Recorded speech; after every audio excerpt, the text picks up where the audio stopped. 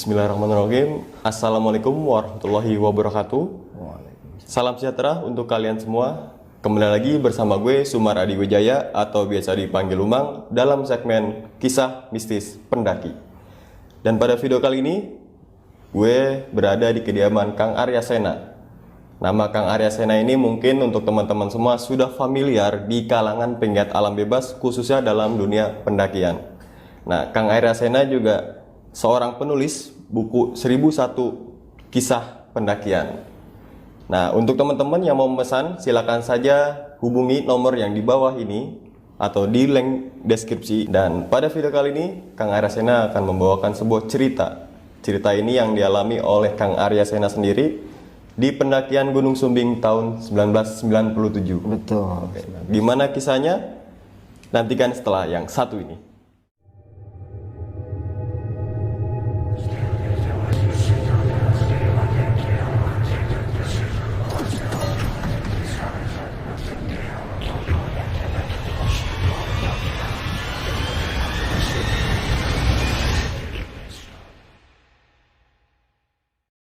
Assalamualaikum warahmatullahi wabarakatuh.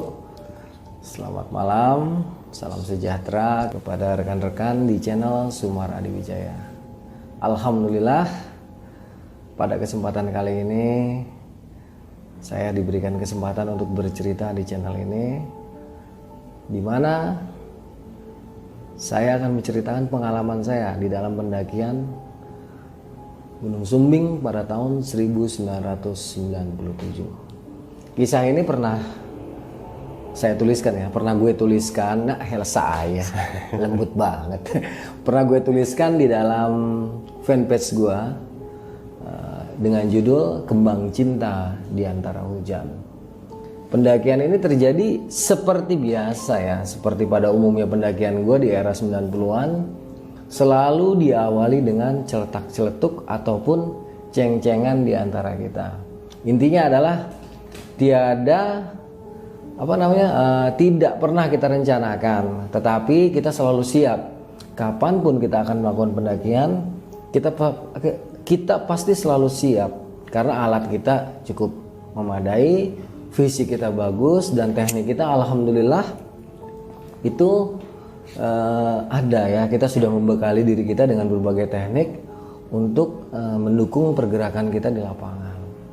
Jadi waktu itu di Depok Lama ya, awalnya kita nongkrong-nongkrong di Depok Lama di rumahnya Babe. Habis kita membicarakan berbagai macam pendakian yang sudah kita lakukan sebelumnya, tiba-tiba ini kalau nggak salah Geboy juga yang nyeletuk, tapi Geboynya malah nggak ikut gitu kan. Di malam itu kalau nggak salah Geboy nyeletuk Sumbing yuk gitu kan. Sumbing, biasa nih kalau Geboy udah nyeletuk, bisa dibilang 80-100% pendakian pasti jadi. Karena apa? Geboy ini si bibir pedes, bibir cabe. Jadi kalau dia udah ngomong tuh kita pasti dengerin. Dah, itu semalam loh. Dalam waktu semalam itu gua lagi nongkrong di rumahnya Babe, celetak-celetuk Sumbing, akhirnya diputuskan besoknya kita jalan. Ya karena apa? Satu seperti gue bilang tadi, kita anytime ready untuk melakukan pendakian. Satu, kita punya alat. Kedua, kita punya skill. Ketiga, fisik kita masih bagus. Dan faktor yang paling menentukan dalam acara pendakian dadakan seperti itu adalah faktor transportasi juga keuangan kita. Kebetulan di saat itu karena kita masih pada kuliah, ya berbagai trik bisa kita lakukan. Akhirnya kita bisa dapat ongkos. Karena memang tiket kereta juga belum terlalu mahal ya. Tahun 97 itu kalau kita ke Semarang, itu kalau nggak salah masih Rp9.000 kalau kita nggak dapat kursi. Kalau kita dapat kursi ya 13.500. Jadi di saat itu tuh selain transportasi biayanya itu masih murah, ya kita juga bisa menggunakan transportasi kereta tuh kapan aja. Tentunya pada jam-jam pemberangkatan kereta yang sudah disesuaikan yang sudah diatur oleh PJKA. Jadi setelah itu malam sampai sekitar jam 2:30 akhirnya kita jadi untuk mendaki Gunung Sumbing. Besoknya pagi-pagi itu gue balik ngambil peralatan, balik lagi ke Depok Lama. Sekitar jam 2 siang tuh akhirnya kita bergerak ke stasiun Cikini. Jadi dari Depok Dari Kampung Baru kita ke stasiun Depok Lama, dari stasiun Depok Lama kita ke stasiun Cikini. Di stasiun Cikini kita turun, kita naik P17 ke stasiun Senen. Waktu itu kita naik kereta yang ke Semarang ya. Nanti dari Semarang baru kita sambung ke Wonosobo. Singkatnya nih, di dalam kereta tahun segitu seperti gue pernah banyak ceritakan dalam cerita-cerita gue sebelumnya, kereta di saat itu tidak seperti kereta sekarang yang nyaman, ber-AC, WC-nya wangi gitu kan. Kalau kereta tahun segitu nggak usah ditanya, begitu deh, asik pokoknya kan ya, kira-kira 9 sampai 10 jam kita sampai di stasiun Semarang. Di Semarang itu kita udah pagi, sekitar jam 8 lah kita sampai stasiun Tawang. Dulu kereta ekonomi juga masih di stasiun Tawang, belum di stasiun Poncol kayak sekarang. Jadi kita turun di Tawang, dari Tawang itu kita jalan kaki ke arah Kaligawe. Nah nanti di Kaligawe itu, di jembatan Kaligawe, di saat terminal Semarang belum dipindahkan, kita nunggu bis yang ke Wonosobo. Jadi setelah jalan kaki sekitar 30 menit sampai 40 menit sampai kita di jembatan Kaligawe. Dari jembatan Kaligawe kita langsung kita naik bis yang ke Wonosobo. Di Kaligawe ini ada mbah gua ya, Mbah Ragil. Cuman saat itu gua nggak mampir. Itu karena anak-anak merasa keberatan kalau mampir. Soalnya kalau mampir pasti lama. Mbah gua nggak mungkin lah ngasih gua sebentar gitu kan. Karena gua adalah satu-satunya cucunya dari Jakarta yang sering banget berkunjung ke Semarang. Walaupun kalau gue berkunjung ke Semarang itu pasti selalu pas kehabisan ongkos. Jadi Semarang tuh andalan gue banget tahun 90-an. Ya dari manapun gue kalau kehabisan ongkos yang penting sampai Semarang. Soalnya kalau udah sampai Semarang dijamin kenyang.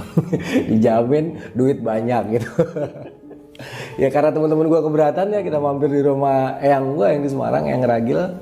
Kita akhirnya langsung naik mobil yang ke Wonosobo. Ya dalam perjalanan dari Semarang sampai ke Wonosobo itu ya kita nikmatin aja perjalanan lah ya. Semarang Secang masuk ke arah Temanggung tuh lurus terus ngiter-ngiter sampailah kita ke Garung ya.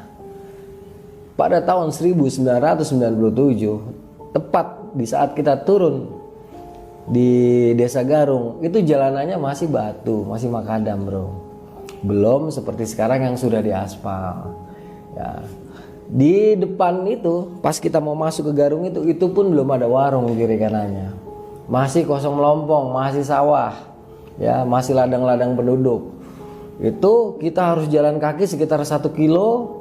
Nanti ketemu kampung pertama kita belok ke kanan, belok ke kiri, di situ baru pos pendakian Garung ya, pos pendakian Gunung Sumbing melalui Garung. Itu pun jalanannya masih makadam, masih susunan batu-batu, tidak seperti sekarang yang sudah diaspal dan posnya kan turun ke bawah kan, deket sekali. Jadi saat itu Garung masih sepi banget gitu. Seingat gue juga listrik belum ada tuh di pas pos pendakian Garung. Nah itu belum ada listrik. Jadi di Garung itu nanti kita akan ketemu sebuah aula besar, tempat pendaftaran juga tempat istirahat sementara para pendaki. Nah, sampai itu kira-kira sampai Garung itu karena di Semarang itu kita naik mobil sekitar jam 10-an. Sampai Garung itu sekitar jam 12 atau jam 1 siang. Terus kita jalan kaki sebentar, sekitar setengah jam ya. Akhirnya kita sampai ke pos pendakian Garung tadi kan. Itu sekitar jam 2-an lah berarti ya kurang lebihnya. Di sana itu kita istirahat dulu. Nah dulu itu naik Gunung Sumbing bayarnya sih kelasnya gitu. Jadi setelah kita isi daftar tamu, kita nggak dimintain uang, tapi cuman dikasih kotak restribusi aja. Di situ kita mau ngasih 500 seorang, mau ngasih 1000 seorang, itu nggak ada aturan resminya gitu. Jadi mau ngasih mau enggak terserah, tapi kalau kita nggak ngasih ya kebangetan gitu, medit amat gitu kan. Itu kalau nggak salah gue berempat tuh, gue, Babe, bertiga, gue, Babe sama Udang. Sementara Gebo yang gero-geroin itu malah nggak ikut. Kan nyebelin gitu kan. Itu kalau nggak salah gue bertiga ngasih uang restribusi itu cuman Rp2.000. Nah, karena udah sore ya, Tadinya kita dilarang untuk daki gitu kan, disarankan untuk besok aja naiknya, tapi karena masih saat itu kita kan masih menggebu-gebu ya semangat kita ya. Jadi setelah istirahat, isi registrasi, kita tetap memilih untuk melanjutkan pendakian. Nah, akhirnya dilepas tuh sama petugas di bawah, nggak apa-apa. Nah, setelah kita preparing, kita cek alat-alat kita ya, mau peralatan tim maupun peralatan pribadi serta logistik tim dan logistik pribadi, mulailah kita bergerak. Di saat itu jalur sudah ada 2. Jadi kalau kita lurus, nanti kita belok ke kiri, naik pohon bambu, ketemu ladang, itu jalur lama. Tapi kita ngambil yang ke kanan, jalur baru. Karena apa? Jalur lamanya tuh ditutup karena baru ada yang meninggal. Kalau nggak salah 3 hari sebelum kita datang ini, di jalur lama itu baru aja ada orang meninggal. Nah, kita dikasih tahu kayak gitu, cuma ya cuek aja, mau naik gunung ya meninggal aja. Nah, di mana aja kan orang bisa meninggal gitu kan, kita cuek. Kita ambil jalur baru. Nah dulu ya, itu setelah kita keluar kampung kira-kira setengah jam, kita melewati ladang penduduk, kita akan turun. Ya, ada pohon pinus sedikit, kita akan turun. Itu nanti kita ketemu kali kecil. Masih begitu nggak jalurnya?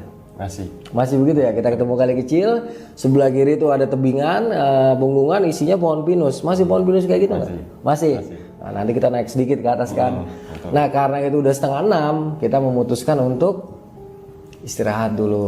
Udah, kita istirahat dulu, nunggu maghrib selesai. Kita istirahat. Kita ngopi-ngopi dulu, kita makan dulu. Setelah maghrib selesai, tadinya gue nggak mau melanjutkan perjalanan, tetapi Babe sama Udang, karena mereka tuh masih lebih muda dari gue ya. Babe tuh angkatan 97, Udang itu masih kelas 2 STM atau kelas 3 STM kalau nggak salah ya. Mereka bilang, bang udah terus aja ke atas lah, nanti aja di Pasar Setan kita ngebase-nya gitu. Dia gaya-gayaan Pasar Setan gue bilang. Ya. Kita di bawah itu kan dapat literasi ya, sorry nih kalau nggak, kita dikasih literasi sama petugas bahwa nanti dari kali itu nanti kita ketemu pos 2 namanya. Nah di pos 2 itu dulu ada rumah kayu besar, sebelah kanannya ada air terjun kecil. Setelah kita istirahat, lepas azan maghrib, kita mulai meneruskan pendakian. Karena belum ada seorang pun di antara kita yang pernah naik Gunung Sumbing, tetapi kita saling percaya di antara semua yang ada ini. Jadi gua percaya sama teman-teman gua yang mengikuti komando gua, dan teman-teman gua yang mengikuti komando gua juga percaya full dengan komando gua.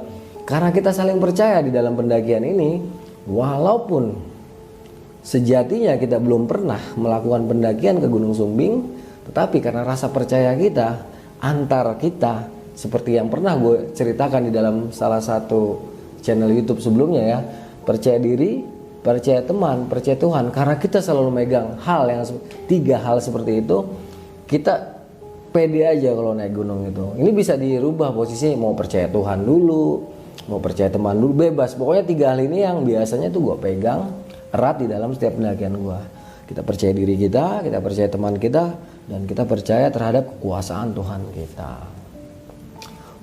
Setelah maghrib kita jalankan seperti gue bilang tadi, kita ketemu nyebrangin kali, naik sedikit, terus kita agak naik, terus kita nanti datar. Waktu itu gue masih kayak gitu kan ya.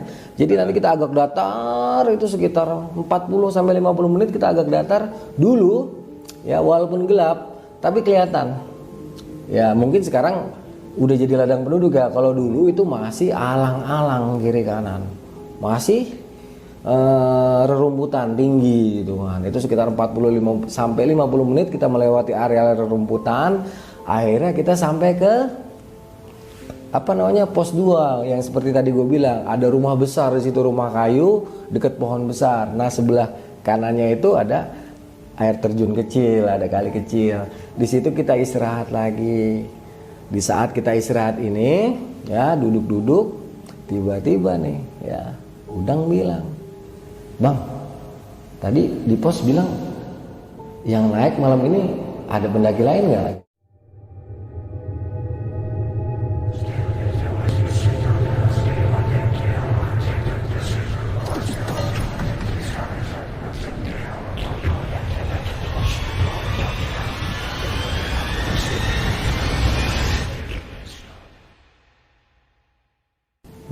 Ada Dang. Emang kenapa Dang? Ini kira-kira conversation gue kayak gitu ya. Kira-kira seperti ini. Ini kejadian udah 23 tahun yang lalu. Jadi mohon dipahami, dimengerti gitu. Ini kira-kira conversation gue kayak gitu. Si Udang nanya, kira-kira ada pendaki lain nggak selain kita? Dia sebelum kita naik gitu. Gue bilang nggak ada. Nah si Udang diem nih. Cuman hati gue tuh udah nggak enak saat itu. Sudah mulai merasakan ada sesuatu yang sepertinya mulai energinya mulai bersinggungan dengan kulit kita. Babe diem aja gitu. Gue tanya sama si Udang, emang kenapa Dang, lo ngeliat apa? Enggak bang, ada gitu. Kita istirahat dulu boleh nggak? Gue ngeliat penampakan tuh rumah aja sebenarnya udah serem gitu kan. Itu nggak enak banget gitu. Di tengah rimba ya ada rumah besar dari kayu dan tepat di depannya tuh ada pohon besar. Jadi buat teman-teman gue ya yang kita seangkatan dulu atau pernah mendaki Gunung Sumbing pada era 90-an akhir ya, mulai dari 95 sampai 99 mungkin. Masih inget nggak? Ada sebuah rumah besar dari kayu di tempat yang dinamakan pos 2 sebelum kita nanti naik jalur yang mulai curam sampai ke Pasar Setan. Nah kalau misalnya masih inget berarti kita sejaman gitu kan. Nah di rumah ini ya Udang nanya, pertama dia nanya, tapi ketika gue tanya balik dia bilang nggak ada apa-apa. Dalam istirahat itu gue pertama kali tuh ngeliat anak kecil gitu kan. Nah, ini gue nggak tulis di buku di fanpage gue ya, gue nggak tulis karena waktu itu gue banyak pertimbangan karena itu tulisan-tulisan pertama gue masih menghindari hal-hal yang berbau mistis. Kalau sekarang gue kupas tuntas aja gitu kan. Pertama gue ngeliat anak kecil 2 orang ngelangkah, dia keluar dari rumah. Kan waktu itu kita di luar rumah istirahatnya. Dia keluar dari rumah terus mereka tuh berdua berjalan menuju ke air terjun kecil yang ada di sebelah kanan tadi. Nah Udang itu nggak bicara, langsung mundur dia, langsung nyamperin, langsung ke duduk di samping gue. Tadinya kan kita adep-adepan nih, gue, Babe, nih Udang gitu kan. Nah ketika gue ngeliat anak kecil itu, karena posisi gue kan langsung ngadep ke pintu. Nah Udang langsung bet, Babe langsung bet, gue ini apa sebenarnya serem gitu ya. Cuman kalau gue inget sekarang ya lucu karena apa? Mereka tuh langsung bet, gue langsung apa di bocah. Gue juga tahu gue lagi gitu kan, cuman gue nggak ngomong. Nah Babe mulai nih, jalan yuk gitu kata Babe gitu kan. Terus ya udah bang, jalan bang. Iya, gue bilang ayo jalan. Udah lo siapa yang ngelit di depan nih? Lu aja bang. Ya kalau gue di depan yang di belakang siapa? Iya ya katanya. Udah be. Akhirnya si Babe ngelit di depan, gue biasa. Karena dari dulu tuh gue selalu jadi sweeper gitu. Nah, karena ada situasi yang seperti tadi tuh gue ngeliat anak kecil, ini anak-anak masih nggak ngomong nih, nanti mereka baru ngomong di bawah gitu kan. Setelah senggol-senggolan kayak gitu, akhirnya kita jalan. Informasi yang gue terima di bawah di saat gue datang, ya, itu keterangan yang gue dapatkan dari pos 2 yang dulu pos 2 itu, sekarang gue nggak tahu namanya pos apa ya. Dari yang dibilang pos 2 itu sampai ke Pasar Setan hanya 2 jam. Maksimal jika pergerakan kita lambat. Tetapi faktanya ya, di saat gue mulai mengarungi medan dari pos yang gue sebutkan tadi sampai ke Pasar Setan, itu gue menghabiskan waktu sampai 7 jam lamanya. Jadi di pos itu gue mulai berangkat sekitar jam 8 atau jam 9. Tahu nggak sampai Pasar Setan jam berapa? Jam 4 pagi.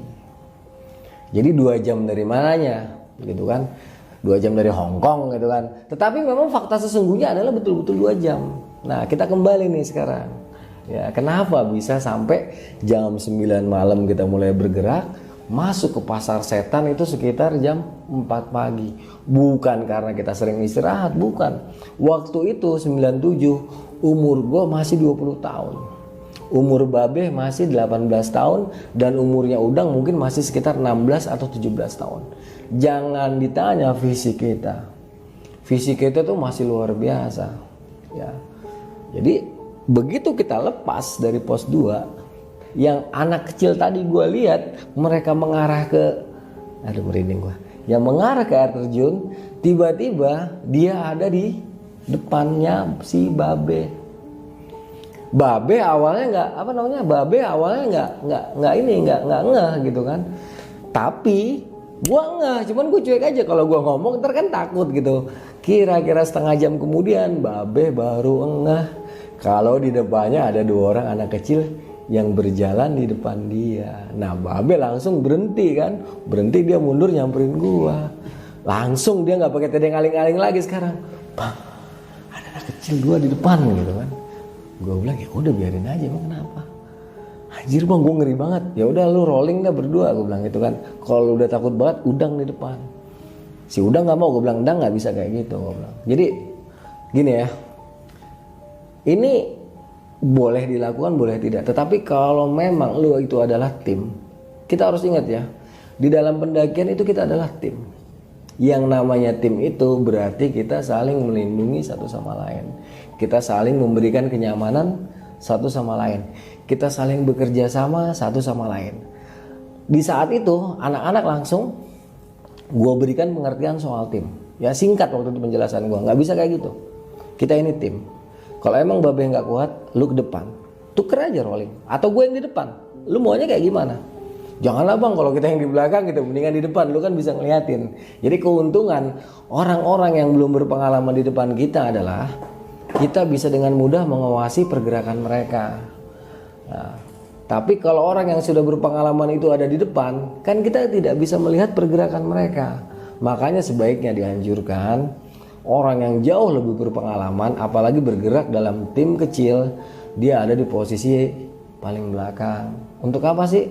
Untuk mengcounter juga mengcover gerakan rekan-rekannya. Ya, dia bisa mengcounter dan mengcover, paham kan? Jadi kalau ada apa-apa, orang yang paling berpengalaman ini bisa segera mengambil tindakan. Nah di saat situasi udah seperti itu, ya setelah gue melakukan briefing singkat, akhirnya perjalanan dilanjutkan lagi. Ingat kan medannya udah mulai, itu mungkin sekitar 3 atau 4 punggungan ya, akhirnya kita baru sampai ke Pasar Setan kan. Itu gue ingat, padahal saat itu tuh bulan dia nggak purnama, juga nggak sabit, jadi setengah purnama lah. Sebenarnya tuh terang benderang. Tapi justru saat terang benderang itulah segala sesuatunya kelihatannya luar biasa gitu.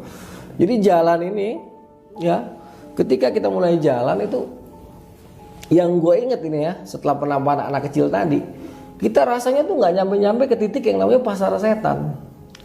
Jalan ini mana sih gitu kan, kok ini gue inget banget nih ya. Jalan yang gue lewati, bentuk pepohonan yang gue temui sepanjang perjalanan malam itu sama bentuknya. Jadi setelah kita melewati perbedaan vegetasi, nanti gue akan ketemu lagi dengan vegetasi yang sama yang sebelumnya udah gue lewatin. Gue inget banget ini. Sampai sekitar 3 atau 4 jam gue melihat keganjilan ini, gue langsung berhenti kan. Gue langsung bilang sama anak-anak, karena anak-anak mungkin nggak paham urusan kayak gitu. Yang paham kan gue ya, untuk sementara itu ya. Karena memang gue diberikan kelemahan seperti itu sama Allah Subhanahu Wa Taala. Ketika gue mulai memahami ada sesuatu yang nggak beres, gue langsung minta anak-anak untuk berhenti. Waktu itu gue bawa hypermood, tau kan hypermoodnya. Jadi hypermood gue keluarin, kita harus makan, gue bilang kayak gitu. Soalnya nih gue nggak bisa ngomong, gue cuma bilang nih kayaknya kita harus istirahat, kita harus tenangin diri, kita harus zikir. Kayaknya ada sesuatu yang harus kita lewati, gue bilang kayak gitu. Intinya adalah gue memberitahukan hal ini kepada rekan-rekan gue supaya mereka tidak berspekulasi dengan keadaan yang sedang kita hadapi. Kan mereka mencari taunya kan dari gue, karena saat itu gue lah yang memimpin perjalanan. Jadi setelah kita mengkonsumsi hypermood, kita masak air dulu ya, terus hypermoodnya kita taruh di nesting, kita kasih susu coklat yang banyak. Sambil makan hypermood itu gue jelaskan situasi dan kondisi yang kita hadapi sekarang. Jadi yang diperlukan adalah kita memang harus duduk dulu, kita harus diam. Adalah sekitar setengah jam kita diam, gue discuss sama anak-anak. Tetap dalam diskusi itu keputusan di tangan gue ya. Karena di dalam setiap pendakian, usahakan komando itu di bawah 1 orang. Boleh banyak pendapat, boleh banyak keinginan, ya boleh banyak yang ingin memimpin, tetapi sejatinya hanya 1 orang yang memimpin dalam pendakian. Ini tolong diingat-ingat. Karena apa? Jika 1 orang yang mengendalikan komando, itu semuanya akan mudah diatur. Jadi setelah gue briefing, ngobrol sama anak-anak mentalnya gue bagusin, baru kita jalan. Nah dalam perjalanan ini barulah Yang tadinya anak kecil, sekarang bukan itu lagi. Kira-kira 1 jam jalan dengan kondisi vegetasi yang sama. Saat itu alang-alang ya. Nggak tahu sekarang masih alang-alang nggak? Jadi kiri kanannya tuh alang-alang ya. Pohonannya nggak ada. Ada 1-2 pohonan gitu. Mungkin kalau naik siang tuh panasnya minta ampun kali ya. Jadi karena waktu itu gue naik malam dengan kondisi vegetasi yang sama yaitu berupa alang-alang, gue lost lagi nih. Nah begitu mulai ngeh, mungkin udah tengah malam ya. Itu pertama gue anggap pantulan cahaya bulan kena mungkin daun keladi lah atau daun apalah yang sifatnya dia agak besar, dia tertiup angin gitu kan. Awalnya gue ngeliat kayak gitu, kayak putih-putih gitu kan. Gue bilang daun goyang gitu. Tetapi keanehan ini yang seperti gue itu terus, jadi kira-kira 100 meter ntar ada lagi. Cuman dia directionnya, arahnya tuh nggak cuma di satu titik. Kadang ada di sebelah kanan, kadang ada di sebelah kiri, kadang ada di tengah-tengah. Cuman karena kita selalu positive thinking, gue anggap itu yaitu bulan. Baru merinding total ketika Babe sama si Udang mengatakan, Bang,